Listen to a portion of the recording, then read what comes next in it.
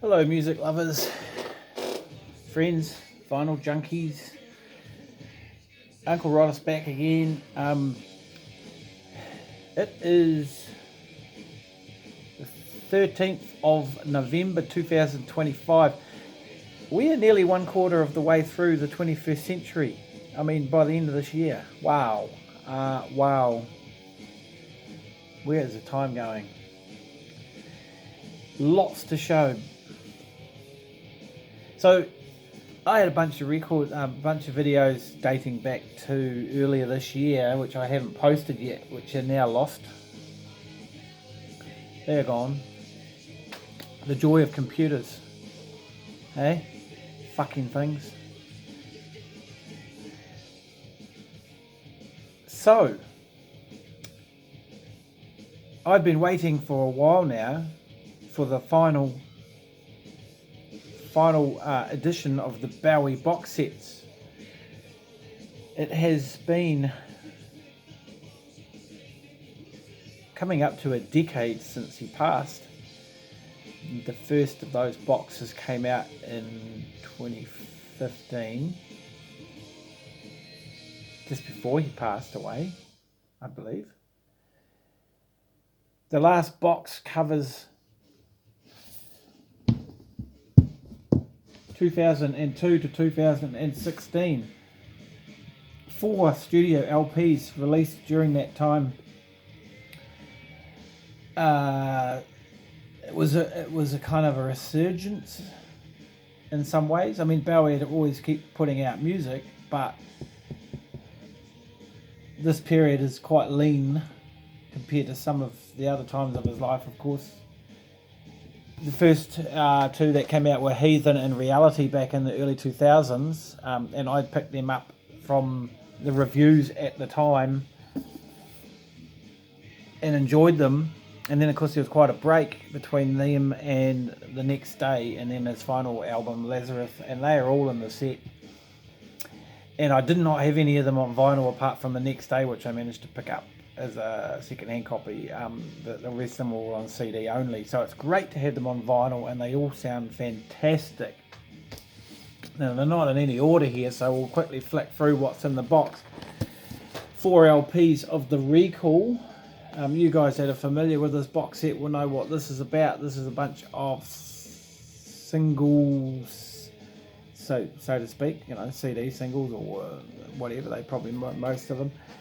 So cuts, CD single version cuts off some of these LPs, alternative versions as in remixes and stuff like that, and then stray tracks from soundtracks and projects and collaborations, etc. Like I say, 4 LPs. These Recall sets got quite bulky towards the end of these box sets. I mean, it's great to have this box set. It's going to look so good up with the other 5, and I'm loving it. This EP, I may actually have some tracks off this on the Seed expanded CD. Did my CD have expanded tracks? I know the CDs for Reality and Heathen had expanded tracks, some of which are probably on that Recall. So this is an EP that David put out around the time of The Next Day, with 7 tracks. Yeah, and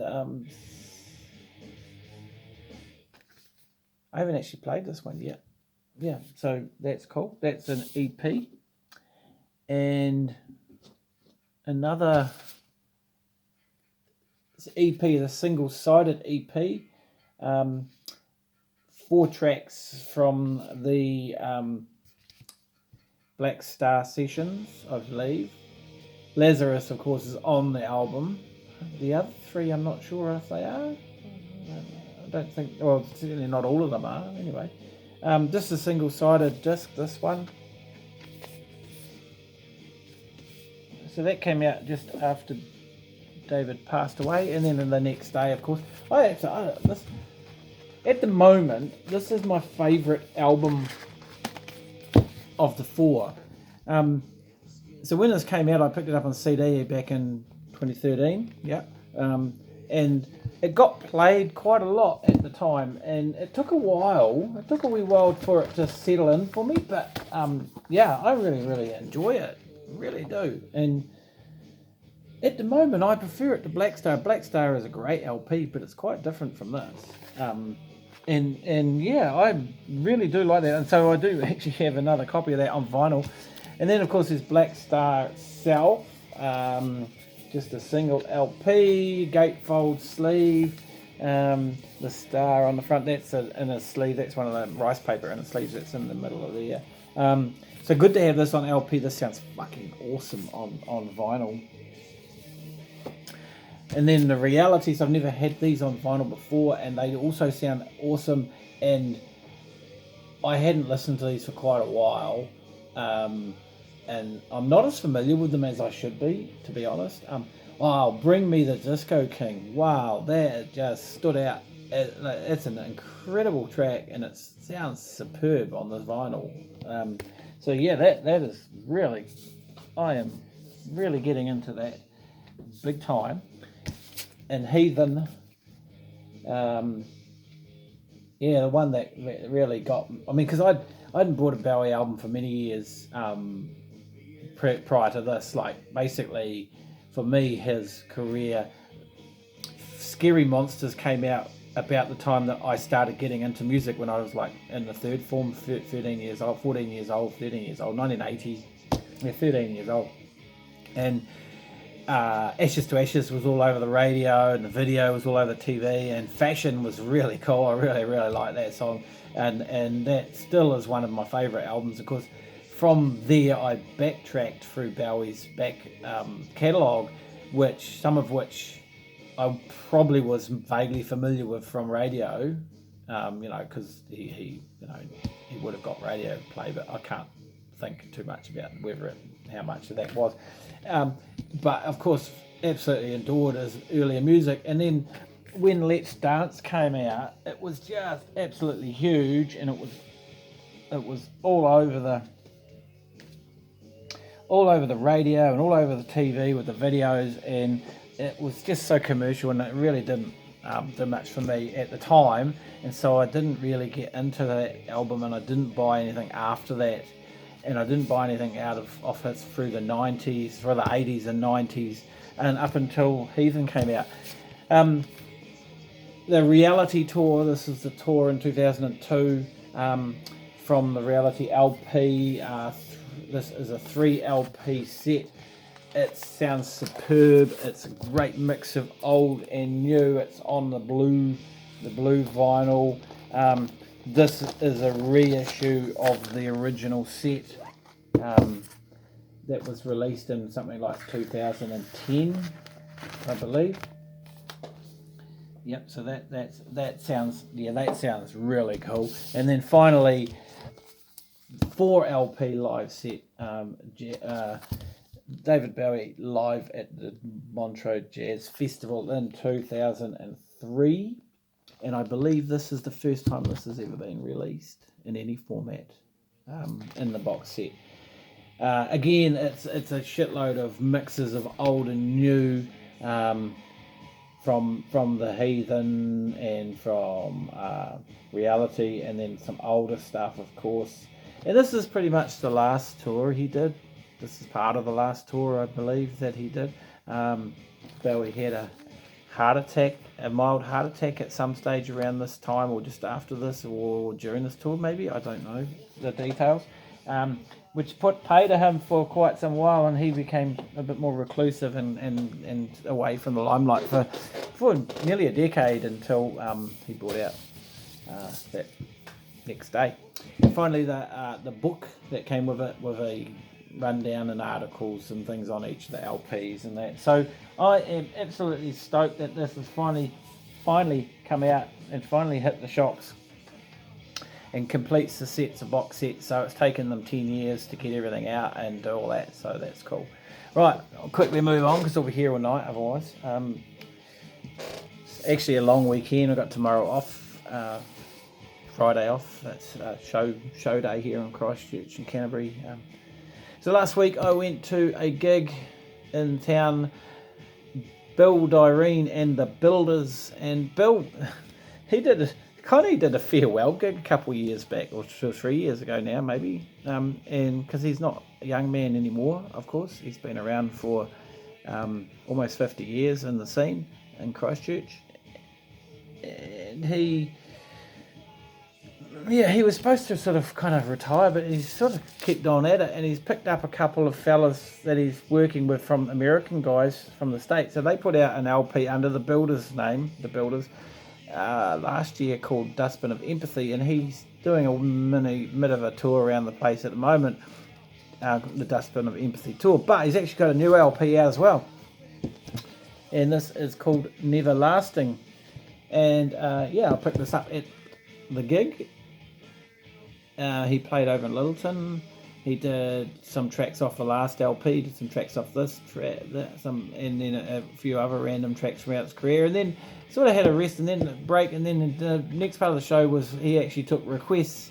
The only problem with that was, of course, there's a lot of local fans there who know his catalogue from the last 50 years, and so they were rattling off some pretty obscure tracks and some more well-known tracks, of course, as well. And the band that he's with doesn't know most of those tracks, so most of them he was playing acoustically just on his guitar, and sometimes only doing a part version of them. So anyway, that's cool. I do think I like this more than the previous album, actually. Playing in the background is this record here. Just screaming at it, to be honest. Head Like a Hole. This is a reissue of a 1995, I think. Okay, I'm not sure. This is a reissue, just come out practically last week. Picked it up I got to go into Penny Lane last week. We were in town doing some stuff, weren't we, the wife and I? So yeah, got to shoot into Penny Lane. Head Like a Hole are one of my favourite New Zealand bands. They're pretty awesome. So they're kind of alternative rock, just on the black vinyl, this one. So they reissued their debut album 13 quite a few years ago now, and then they put out another LP which they put out around about 2011, which was reissued on CD a few years on vinyl for the first time in a few years. That was fantastic, and I can't remember the name of it. So they've got 8 or 9 LPs out over the last sort of 30 years. They're kind of still going. They were supposed to play earlier this year at a festival type thing in Christchurch, and I was going to go, and then they for whatever reason they had to pull out, and so they didn't make it, because I've never seen them live. So as far as kind of alternative hard rocky sort of stuff goes, there's this band and Shehead are probably the two biggest bands. Shehead's a bigger band, to be honest. They are definitely a bigger band than these guys.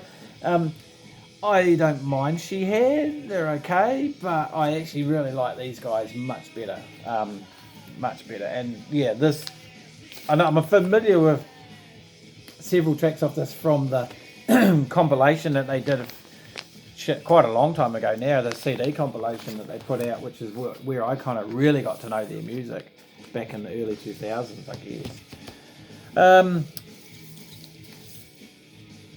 One I've been looking for quite some time, which I found second hand at Penny Lane, the Hasselhoff Experiment. And this is the first LP out on Kato Records, and it's from 1998. Yeah, 1998. Andrew Trolley, where is his name? Let me see, I'll find it somewhere. I'll be here for a while, won't we, otherwise? Who the hell are the names of the band members? Well, it's not there. That's just typical, isn't it? Andrew has been in a couple of free bands over the years, and at the moment he's in a band called Bloodbags. And actually, we used to be friends on Facebook before I got off Facebook. I've never met the guy, and I haven't yet seen them play. Actually, Bloodbags played here and I didn't get to see them, but they've got a new album out, which I would have seen in another video if I hadn't have, if all the videos hadn't have kind of disappeared and got deleted or something happened. Blood Bags, yeah, they put out their first LP. No, they did a split LP, but they put out their first solo LP, and it's fucking good. And it's also on Kato Records. This is this is quite a sort of semi-rare. You don't see it around very much, so it's nice. It's pretty raw. And then I picked up some jazz out of the Penny Lane. The jazz bins at Penny Lane are chock-a-block. Actually, some of the New Zealand bins at the moment, they are chock-a-block with some bloody great records, and a few of them I'd like to buy, but with the $150 price tags, especially for the Flying Nun ones, that's not going to happen at the moment. I'm not sort of spending, I can't afford spending that sort of money on records. Grant Green, this is a compilation, Street Funk and Jazz Grooves, the best of Grant Green. It's from 1993 on Blue Note, I believe. It's got the Blue Note symbol there. I haven't actually played side 1, but side 2, record 2 is kind of really cool, funky, soul jazzy stuff from the 70s. In that, whereas I think record 1's more of his more earlier laid back stuff. Anyway, yeah, I do like Grant Green. I do have quite a few of his reissues. And another jazz one I picked up on that visit is this one. This is one of the Blue Note classic vinyl reissue series. This is Eddie Henderson's Heritage. This is actually quite a later one. This is actually originally came out in 1976. And so it's kind of a bit more fusion-y type. I've only played it the once so far, actually. But, I always pick these up when I can get them. And this was in the second-hand bins, but it was still sealed. So I think that, it had been reduced in price and chucked in there. And then finally, my wife was in Australia and she said, I want to get you some records. So I gave her a list of records because I couldn't find them here. Although I did find them here while she was away. But they were way too expensive. They were ridiculously expensive, and I don't know what she paid for this. And she's supposed to give it to me for Christmas, but she just couldn't help herself, and she had to give it to me. And so she picked this one up, Ryan Adams' Sword and Stone. I'm way behind on the Ryan Adams releases. He's been really prolific the last couple of years, and there's probably about a dozen LPs. And the funny thing was, or maybe 9 LPs. There was a box set listed on the JB Hi-Fi website with the 9 LPs of the last couple of years. Maybe not the latest ones, but I don't know. I just can't keep up with it. But anyway, they were they wanted $1,500 or $1,600 for it, and I think it worked out at $160 an album. So well, fuck that. Yeah. So anyway, Ryan Adams just played here. My wife got me a ticket for the concert last year, and the concert's just happened about 2 weeks ago, and so I was really excited about that because I haven't seen him live before, and I know he can be a bit of an asshole, and I know he's made a bit of a fuck up of things lately, but I still wanted to see him live, and I still enjoy his music. So the tour was a 25th anniversary tour of the Heartbreaker LP, which was his first solo one. He played in Australia before he got here, and then Christchurch was his first gig. So, the place is pretty much sold out, I believe, at the Theatre Royal. It's a seated venue, very nice hall, awesome acoustic. The sound quality and the mixing was absolutely stunning. It's one of the best I've ever heard. They had it down pat, and when he was singing, there was that echo, they put on sometimes you hear on a record, like Muddy Waters when he does that folk singer LP, the echo of his voice in the studio that they recorded it sounds fucking incredible. Well, this is like that, and it was one of the best sounding concerts I've ever been to, and his playing was superb. His playing was absolutely superb, but that was the great part about it. The rest of it was just a complete fucking train wreck. And then afterwards I read about the Melbourne gig, which he walked off the stage, and then the Wellington gig afterwards, which was also a real fucking shambles. He talked a lot, but it wasn't the comedy stuff and the easygoing banter that he had on all the live records he got. I don't know if I posted a video with it, but I picked up the Life After Death box set on vinyl earlier this year. And, you know, the banter on that, it's cool, it's funny, it's good. But this was all real personal stuff, and it was all real depressing stuff, and it was his state of mind is fucking not in a good place, and it was real let down. And he went on and on about his confrontation with Neil Finn, which happened 20 years ago. Like, move on, dude. And then he went on a little bit. He touched on the accusations and his wife. He didn't have much nice to say about them, and I think he's in denial about that. I heard he's publicly apologised, but he blamed the articles in Rolling Stone, and he said it was all bullshit. I don't know. Anyway, so that was one of the best gigs and one of the worst gigs. Today I went into town because I had to take my dad into the hospital because he had to get some tests done on his eyes and checked before he gets an operation done, and he couldn't drive because his eyes he couldn't see much afterwards. So I had to take half a day off and take him into town. So while he was getting his appointments done and waiting at the hospital, I went in to a couple of record shops. So the second shop I went to was Penny Lane again, and there's a gigantic moth. How the hell did that get inside the house? How do these moths get in here? All the windows are shut. I don't know. I wanted to pick this up because I saw it there last week when I picked up all those other records I just showed you, but I didn't jump on it at the time. But I wanted to show this now. The video I made for the other one, albeit that I picked up in Dunedin, is gone. So this is quite right. It's condition critical. Back in the 80s, I had a mate who had this and Mental Health, which are the two LPs there, two massive LPs that they put out back in the 83, 84. This is 84. And he played those LPs a lot, and I remembered enjoying them. That's not sort of music I much would got into. But, so I picked up Mental Health recently, and that sounded awesome. And then I saw this, I got it for $20, and plays really well, played it tonight. And yeah, they're real fun. They're real fun LPs, really, really cool.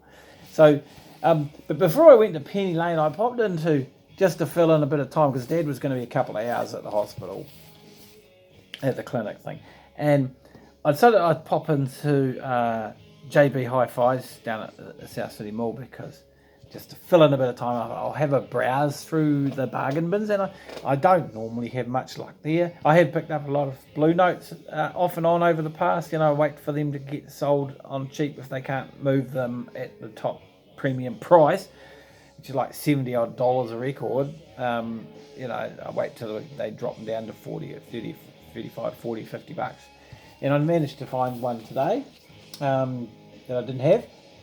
Getting Around, Dexter Gordon, this 1966 LP was reissued last year as part of the classic series reissues. So I'm always picking these up when I can. Today the pickings were a lot better than normal, to be honest. I remember, again, another lost video, they had a massive sale a couple of months ago that James Buttery told me about, and I managed to get online and pick up a few things from that, and they were like 75% off the list prices. So I picked up some albums for under $20 and some good ones too. Today I picked up this, man, for under $50. It's a reissue, only from a couple of years ago. Yeah, 2023, a reissue.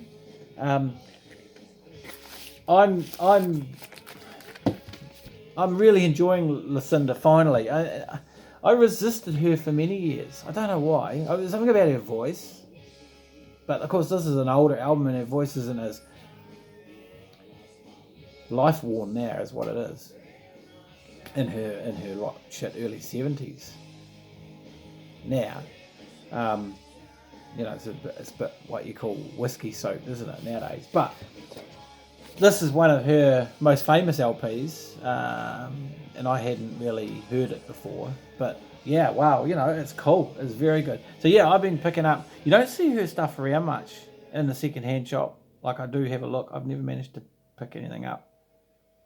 out of Penny Lane yet, but I have picked up a few other bits and pieces. Oh, sorry, I think I picked up one of the new covers LPs that she's doing, but they don't really interest me that much. She hasn't actually put anything out original since 2020, which was her first LP I bought, that black covered one.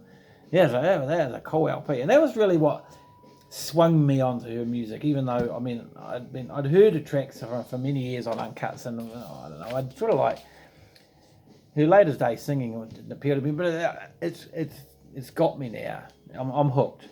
So I'll pick up anything, and I do have her 1988 LP. I did pick that up second hand a couple of years ago, and that's a really cool LP.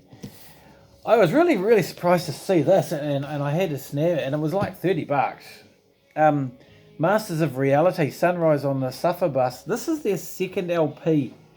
Now, I picked up their first LP, just the self-titled Masters of Reality LP, which came out in 1988, and I bought it back in the day and had it for many years, and then when I sold it, it took me quite a while to find a CD copy of it, and then I've actually bought it on vinyl again. I do have the vinyl copy. That LP for me is fucking amazing. I absolutely adore it. It's hard rock. It's kind of like the Cult meets Led Zeppelin. Yeah, absolutely. I love that first LP, and I'm really pleased to have it. But I'd never heard any of their other stuff, and never really seen them around, to be honest. Never seen any of their other LPs around, and they're still putting out records. I mean, they're not very prolific. They haven't put out a lot of LPs, but this is the second one. This is a reissue from Record Store Day a couple of years ago, or 2020. It says here. It's on translucent vinyl, and I played it. So I actually only played side one so far, but it sounds damn good. Yeah, I mean, it's not gonna ever supplant the first LP for me, because it's one of those LPs that it's just about top 10 for me, and it's just stunning. A couple more was again from JB in the sales bins. Dead Moon, look at that. So I've seen these bands, like, I've seen people post this and talk about this band. I've never actually heard much about them. This is the first time I've ever heard any of their music. A couple of years ago, they released an LP which was recorded in Invercargill in 1992 here in New Zealand, in the South Island, which is like the bottom of the world. I mean, Invercargill is one of the most southernmost cities, if you could call it that. I mean, on a world scale, it's not a city, it's probably a town, but in New Zealand, it's a city. My wife lived in Invercargill for a few years while she was growing up. Yeah, this record they released, the New Zealand edition was released with a 7-inch single and all sorts of paraphernalia with it, and only 54 copies were pressed. There's one on Discogs now for $1,000. When it came out, it was bloody expensive. That's why I didn't jump on it. I think like $400 to buy it. It was a double LP. It has been reissued in another format, or in a slightly different format. But anyway, yeah, this is the 2012 reissue of this, this is a 1991 LP that they put out. Had to listen to side one tonight. Only just bought these today. The vocalist is Fred Cole. Actually, two of the guys have passed away now. Fred Cole died quite a few years back, and so did the drummer, Andrew Loomis. Yeah, real sort of cult band, aren't they? Real cult band. Apparently they were going to tour with Nirvana, and they turned it down because they'd already made a commitment to play that gig in Invercargill, and any other gigs they're playing around at the time. I had no idea who they were at the time. I mean, yeah. And finally,